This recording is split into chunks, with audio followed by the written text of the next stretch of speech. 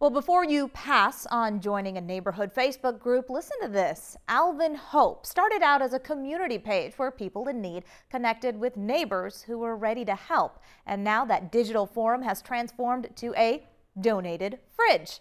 Melissa Correa shows us how Alvin is standing for Houston. Yeah, this donated fridge is plugged in and set up here in the parking lot of Garcia's Auto Detail. The Alvin business is donating the space and the security cameras for this pay it forward movement. So you can either come in and stock the fridge or you can take what you need. Katie Quirk, who started Alvin Hope, that Facebook page in 2014, knew there was a need in Alvin, but never expected the group to move from cyberspace to the streets.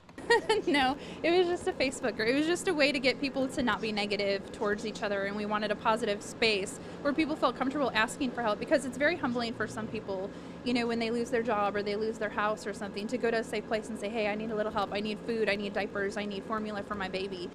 The community fridge started 3 weeks ago. We heard about it on Facebook and connected with Katie today. She says cameras keep everyone safe, and since the fridge is not locked up, it gives people who need help the anonymity they might want. And while Katie came up with the idea for the community fridge, the fridge itself was donated. There's another local business that's donating storage space for supplies, and then Garcia's is covering the power bill. What a way to stand for Houston. No doubt. Sometimes it's really the little things, right? Yeah, it's just such a simple concept, but it helps so many people. No doubt.